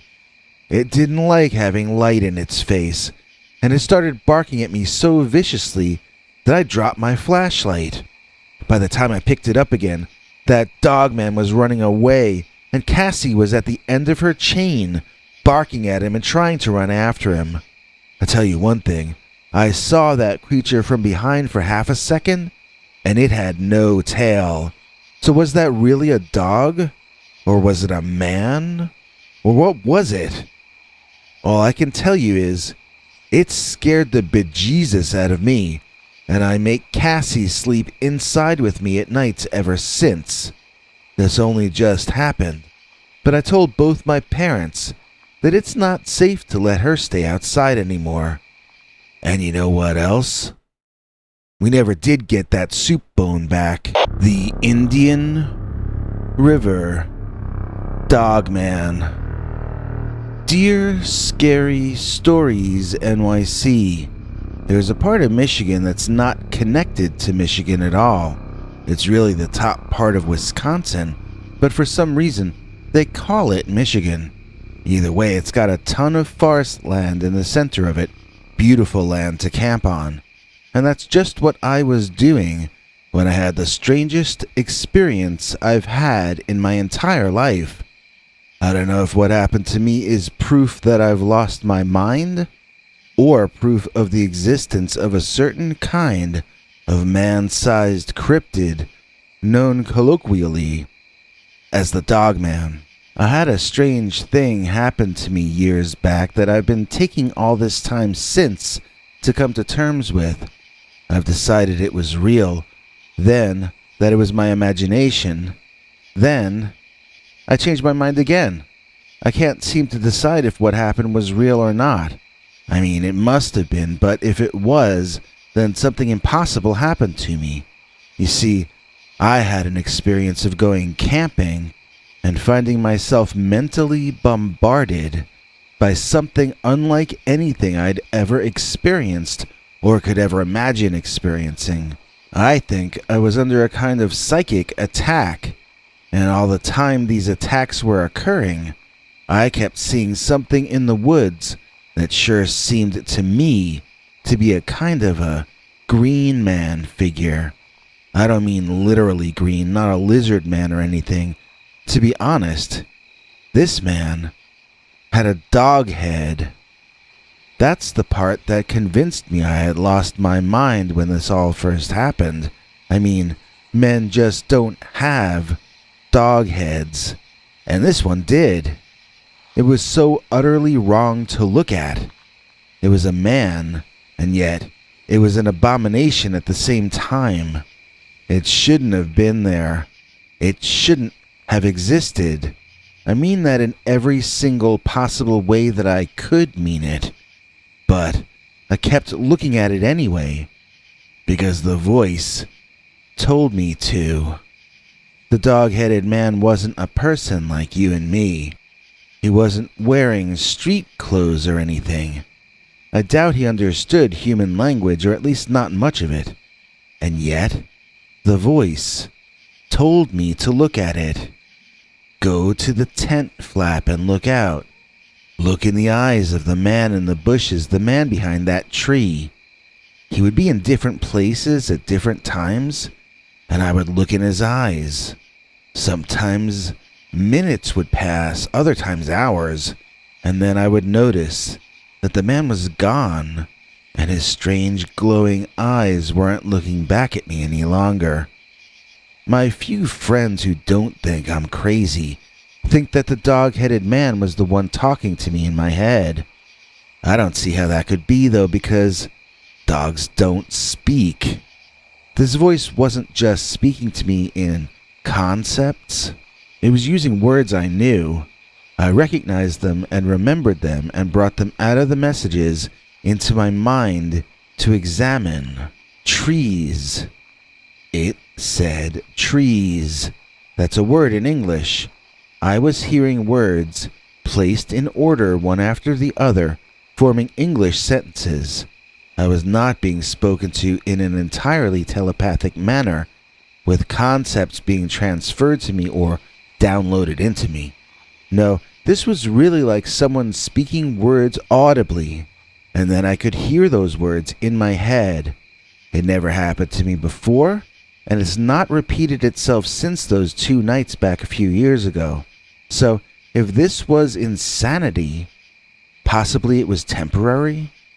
I know I should either be speaking to a professional about this, or at least reading books about people who've seen things like what I saw, but I'm afraid to find out why this happened to me. I'm both afraid of what psychiatry might say about me for having seen this, and I'm even more afraid about the parts that psychiatry might not even be able to explain. Before I tell you more about what I saw the dog-headed man creature doing and what I heard the voice saying, I want to let you in on some stuff that happened afterward. I think it's important to let you know that I went back to this camping ground since then, and I camped there with absolutely no odd experiences at all. So I had an experience unlike any other in my life, and it doesn't fit in at all with any of the rest of my life. If I was losing my mind, why did it only happen those 2 nights? And why has it never repeated, even when I've gone back to the same location and tried to replicate the experience as closely as possible? I tried to go the same time of year, I got the same spot to set up my tent in, and yet it was just a normal camping experience the time I went back. All of these things lead me to feel that what happened to me seems more likely to have been caused by outside phenomena or stimulus. Do you follow where I'm leading? To me, it seems more likely that I really encountered something that looked like a dog-headed hairy man, and that something or someone was actually talking in my head. I know there is technology that does this now, so possibly it was something like that. But if it was, then someone in those woods was broadcasting microwaves into my head, and they were working in cahoots with some kind of a real-life werewolf who would always appear as though on cue. When I'm asked why I didn't take any photos when the creature was near, it's hard to explain, but it would have been an impossibility. The dog-headed man was only there when the voice was telling me to look and see it. During those experiences, it's not that I was being held in a grip somehow, but I was so consumed utterly with the experience of the voice in my head, coupled with witnessing what was either something angelic or demonic looking back at me. It was not like I was just hanging out. My senses were completely overstimulated at the very least, and it's possible I was either hallucinating or having visions or holograms broadcast into my consciousness. I know that sounds crazy, but I'm just tossing out ideas that might communicate how it felt to be going through that. If it was temporary insanity, then I want to describe it clearly as well as I can remember it, just as much as if it were a paranormal event. I think that the more specific I am in my descriptions, the better a chance that someone will recognize what I was going through and will help me come to terms or possibly reach some closure to this mysterious and weirdly traumatic couple of nights that I went through.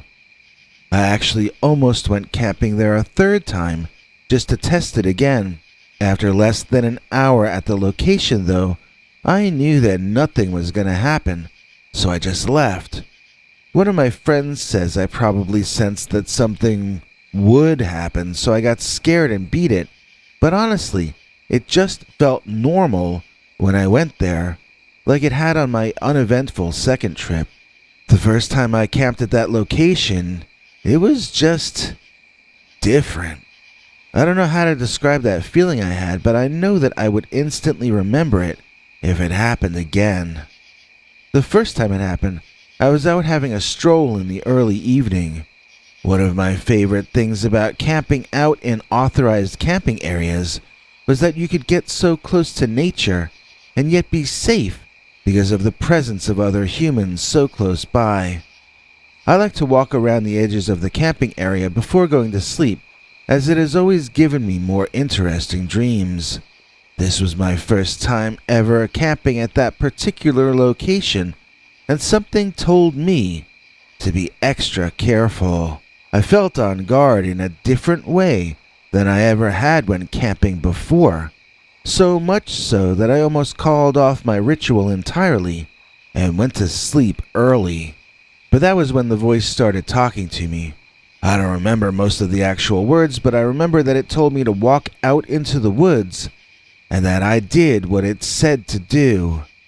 I walked further into the trees than what would have been prudent while alone and in the darkness, even the early darkness as the sun finished setting. I was terrified to hear the voice, but I never looked around. I didn't hear it as coming from next to me or in front or behind. I heard it in my head, and I instantly did what I was told. At the time, I thought I was following its orders just out of curiosity to see what it would tell me to do next. Since then, I wonder about that. I don't know how much I was under my own control, and how much I was under whatever or whomever that other intelligence was. Well, that's assuming that the voice was an intelligence, and not some sort of pre-recorded show playing out just for me. In some sense, it really did feel like that, but it may have been just a feeling. As weird as it sounds, it felt both like magic and like high-level science simultaneously. Maybe this was some experimental immersive hologram technology being tested on me. Or maybe this was some sort of soft spot between two different realities, a vortex or portal area that the dog-headed glowing eyes man came through to talk to me in my head. I remember being told to look to my left, and there were the glowing white eyes, almost yellow-colored. They were so bright, and yet I didn't feel any urge to squint my eyes when looking at them. I could feel myself being absorbed, slowly, not as though it were draining me, but more as though it were creating a mirror image of my consciousness and storing it for its own purposes. In a way, it was like being backed up to their hard drive, or my thoughts and feelings were. The second night was far more terrifying than the first. I had decided to leave as soon as the sun came up on the second morning, but it was dark and overcast, and the sun never really came out at all. I never left the camp, either. I wasn't sure why I was still there as night fell, but I knew I was scared about it. I felt far more coerced the second night than the first. I wasn't sure how much of the first night was me making my own choices, but I know that very little which happened on the second night was the result of my free will. Why had I stayed in that place where I felt unsafe? Why had I not left already? I had an overwhelming urge to re-enter that dark forest on the second night. I didn't want to do it, and I resisted, which caused me a great feeling of stress. The voice did not tell me to go. I wasn't hearing the voice the second night, but I knew it was still telling me to leave my tent and to go walk in those woods. I resisted, holding myself tight, shaking all over. I remember my eyes were all teared up, and I felt so alone. All day long, I had wanted to call my friends and tell them about my strange night, and yet, all day, I had done nothing of the sort. I felt as though my entire life had gotten completely out of control, and finally, I obeyed my urges, and I opened my tent flap to look outside. I saw it there. It was taller than most men, but not taller than the tallest man. I don't think it was much more than 7 feet, possibly not even that. It could have taken me in a fight, though. I'm 5'11". It was dark furred, but not black. It was shades of gray, and it had designs on its fur, but I don't remember them. Not stripes, but maybe grating tones. It was very wolf-like, except the snout was longer and thinner than most wolves, and the teeth were just all over the place. Huge, tall fangs, each going in a slightly different direction from the others. I don't know if this was the same one from the first night, although it looked the same. This one was far less patient. It kind of dealt with me roughly, in a mental sense. I felt a little roughed up when it was over. Not drained exactly, but pushed around. I didn't feel like it took anything from me, as I said, just copied all my files, but it left me internally feeling like an apartment that had been ransacked. I went home and called in sick to work the next few days, and then I began the long process of regrouping that I guess continues till right now. So I still don't understand what exactly happened to me, and nothing like it has ever happened again. I don't suppose I'll ever understand what happened when I encountered the Indian River Dogman. Well, it's Saturday night, and I just got paid. I am a fool about my money and blah blah blah. I'm about to head out and have some fun, but I couldn't go out without sharing a scary Dogman story with you, and of course, this episode is dedicated to Hellena 66. Hellena has been huge for us lately when we've really needed it the most, and I'll email you back, you know I always do. Today's executive producer is a special favorite of ours, Kathy Barrickman. Thanks for your donation, Kathy. You cure all ills like homeopathy. All hail Kathy Barrickman. And Mr. Spock's dad's name's Sarek, son. Okay, I admitted I couldn't think of anything else that came close to rhyming with your last name, Kathy. I know Mr. Spock's dad has nothing to do with you, but hey, at least you get the 10 hours of secret uncensored Dogman stories, far too wild to tell on this channel. And so does anyone else who joins our paid subscribers club at peterbernard.com or becomes a channel member by clicking the join link below. And now on to what Kathy Barrickman donated to us for. A scary Dogman story. This one was sent in to us by an admirer of the old beat poets from the 20th century. It begins as they go to hear a reading from the famed poet Allen Ginsberg, and that's why we call it The Howl of the Dogman. Dear Scary Stories NYC, I have a Dogman story for you from either the 80s or the 90s. I thought it was the early 90s, but my ex-girlfriend that I was with says this happened in the 80s. She might be right. Both of those decades kind of jumble together for me. I thought this happened the third time she and I got back together, but she says this was a story of our first go at being a couple, and how she should have taken it as a bad omen when our romance got interrupted by the Dogman. So there was a place back then, actually hopefully it's still there, called the Mount Tremper Arts Center in upstate New York, and Allen Ginsberg would do readings there, who lived in the area, which we had heard was beautiful. There was a campground just down the road from the Arts Center, so we decided to make a 2 or 3 day vacation out of it for ourselves. I think the road that both the Arts Center and the campgrounds is on is named Phoenicia Road, right? Somehow, everything that happened up there felt to me sort of epic in a way, as though the eyes of history were on us. That sounds really dumb to say, but I don't know how else to say it. There are some parts of your life that definitely feel off stage or off camera, and there are some parts of your life that define what your life actually is, or was, or is becoming. And that weekend, which might have been in the middle of the week, I can't remember, but that weekend felt like it was all being recorded for posterity, even though neither of us even brought a still camera with us. This was before cell phones, so maybe it did happen in the 80s, although not all early cell phones took pictures anyway. I don't remember us having cell phones at all.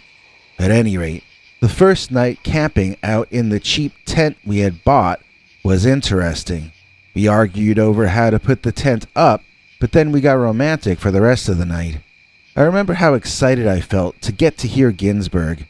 That girl and I were both big fans of the beats and also some of the hippies and yippies. We were both born too young for that stuff, but we were fascinated with it anyway. To us, Allen Ginsberg was a big star. During the reading, he made eye contact with us multiple times. It felt like he was truly trying to connect us all back together into the one consciousness that we all spring from. It felt like a magical and superhuman, yet quiet and intimate performance. We got to talk to him briefly afterward, and he was warm and kind to us two confused young culture lovers. After the reading, she and I went for a walk in the woods surrounding the place, heading vaguely back in the direction of our campground, but using the woods instead of going along the Phoenicia Road. We were quite happy and floating on air. I remember we were kissing playfully and chasing each other through the trees to tickle each other. It had felt like an important figure from our cultural history had given a performance just for us, had treated us as equals, and had seemed to validate a lot of what we had been feeling about ourselves and the world. After a while, we got winded from chasing each other and collapsed in a fit of giggles under a tree and held We got winded from chasing each other and collapsed in a fit of giggles under a tree, holding each other blissfully. Eventually, we must have fallen asleep. It felt safe there, like we were in Walden Woods wrapped in the blanket of Walt Whitman or something. We woke up in a shock to the sound of a very loud howl coming from very close nearby. My ex claims I made a crack about the irony of hearing a howl in those woods, but I remember being too scared to say anything. I woke up disoriented, stunned by the loud canine noise, and confused as to where I was. Plus, it was cold, or else my fear caused me to feel cold. Most of the rest of the weekend melds together for me in my mind, but this one little part still makes my heart beat fast when I think about it, and it still makes me scared. I'm nervous even to write it down right now. I'm going to just take a deep breath and get started.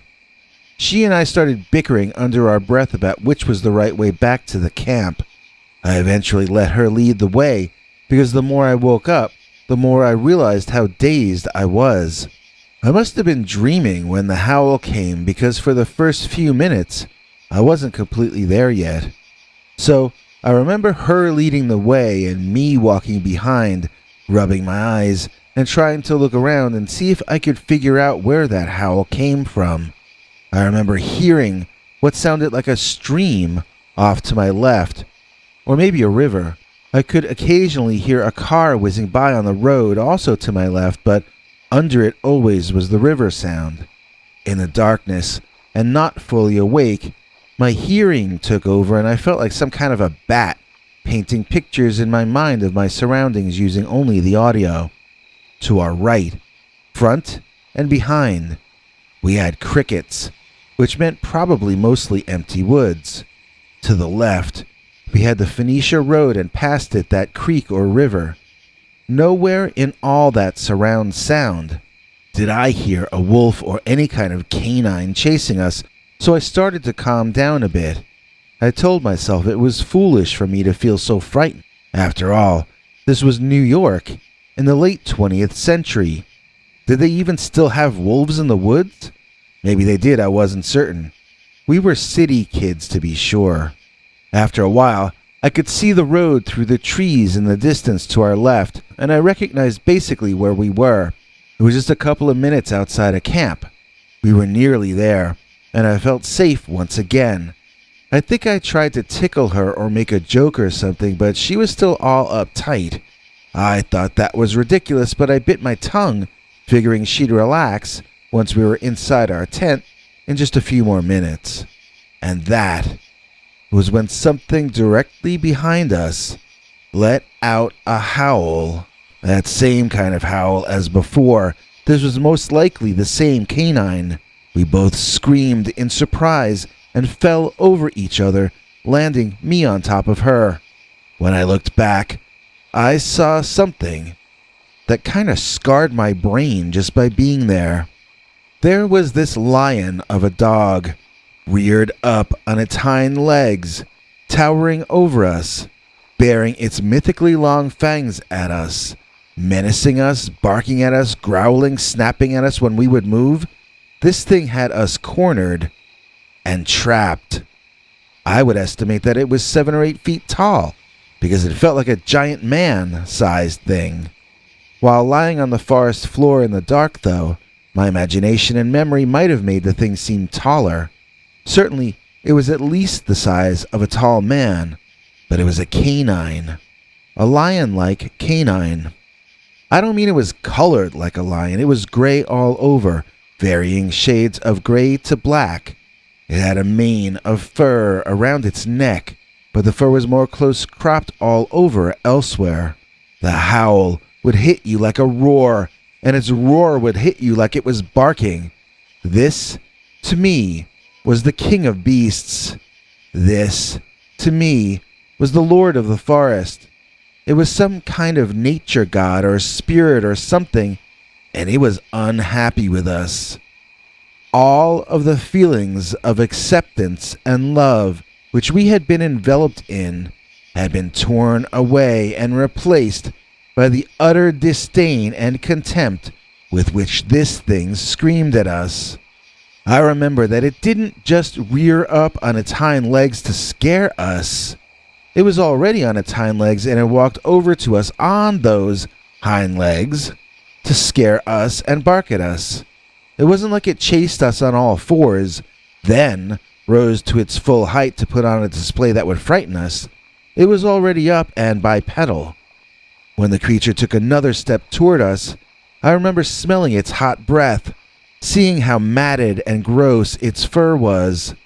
My ex-girlfriend talks about how messed up his mouth and teeth were, and how it was like she could see everything he'd eaten for the last week in there. I'm glad I didn't focus on its huge teeth, as I might have just passed out on the spot. We jumped and screamed when an explosion happened nearby. I thought it was fireworks or something. I didn't know what was going on. I remember seeing the Dogman running away, again on his hind legs, going back in the direction that all three of us had come from. A guy ran up from the direction of the camp, holding a Beretta in his hand. I never saw him before or since. He wasn't wearing a uniform of any kind. I just remember it was some guy. He stopped and glanced at us for a second, and then he continued running on after that big gray lion-like Dogman. We got up and ran to the campgrounds, and I think we heard another explosion back behind us on the way, so I still wonder what else happened out there on that night. Did that guy work for the campgrounds? Or was he just a random camper? It's all a mystery to me, and it happened so long ago that I'm sure I'll never find out. We had been talking during our romantic moments about possibly relocating up to that area and maybe getting married. After being chased and screamed at by the howling Dogman, we never did either thing. We people can hope and plan and strategize to build our chosen future, yet we're powerless to stop it from crumbling down once we've been blasted by the howl of the Dogman, the Whitehall werewolf. Dear Scary Stories NYC, for a little over 7 years, I worked and lived in the vicinity of Whitehall, New York.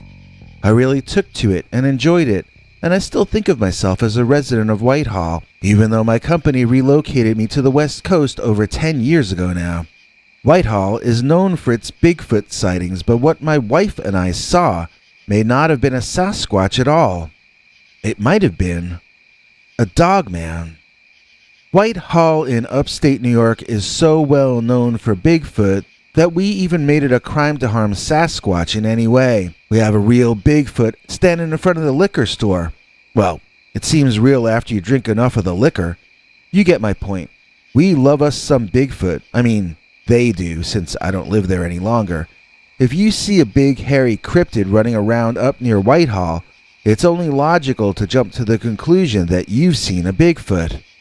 Except, my wife is convinced that what we saw was a Dogman.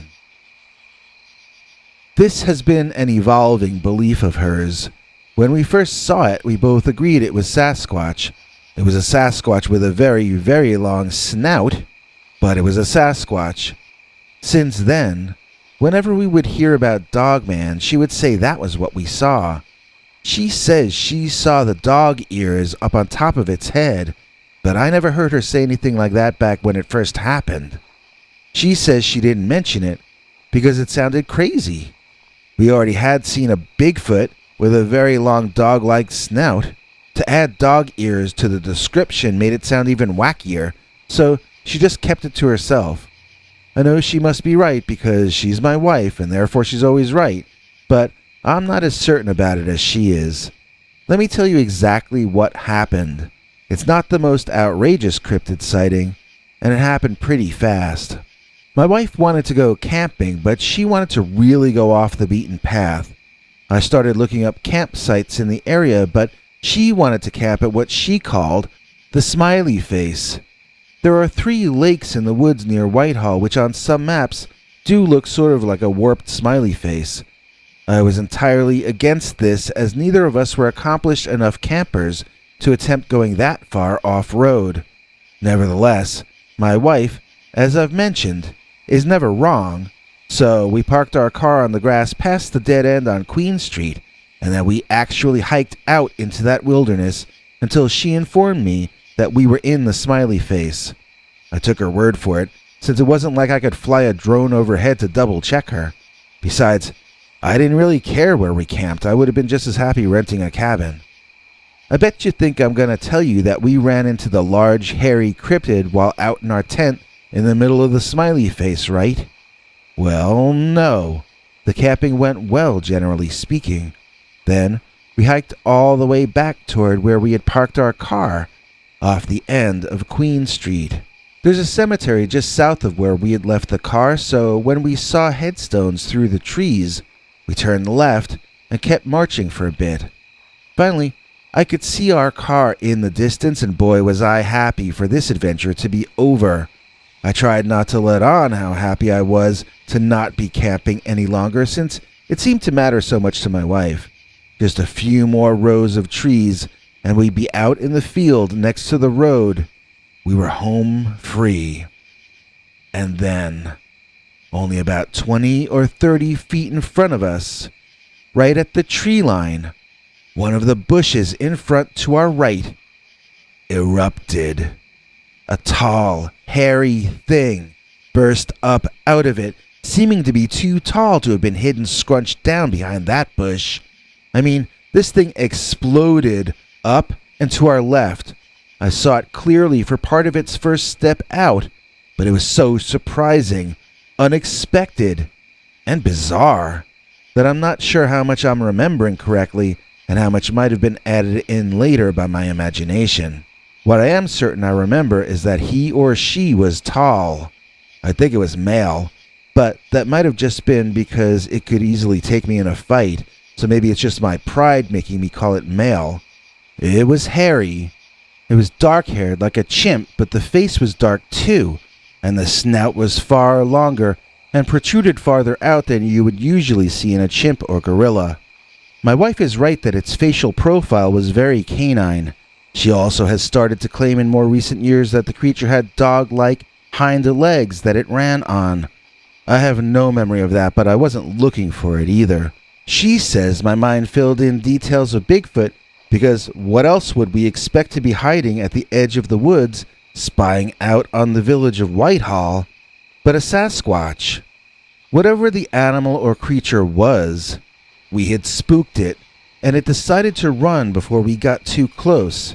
So even though we posed no threat, it still didn't want to mess with us anyway.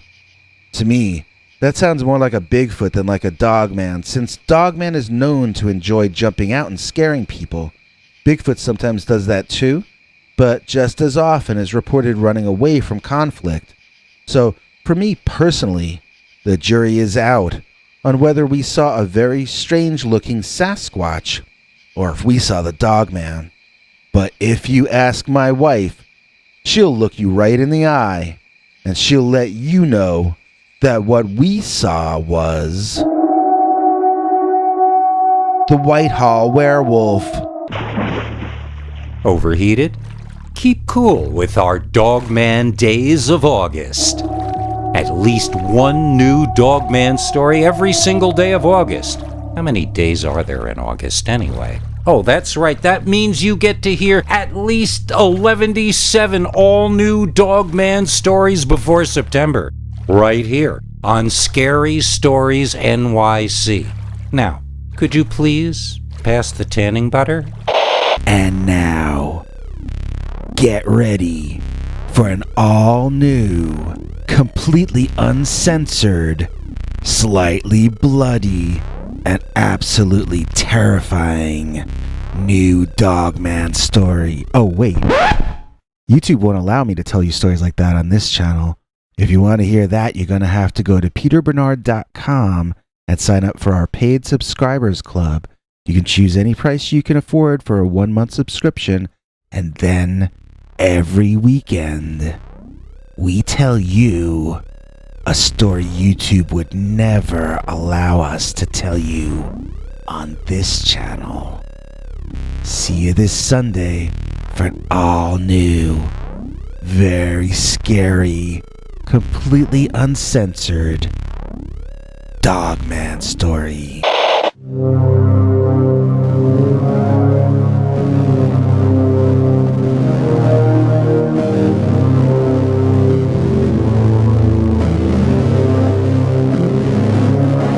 Come back for more scary stories.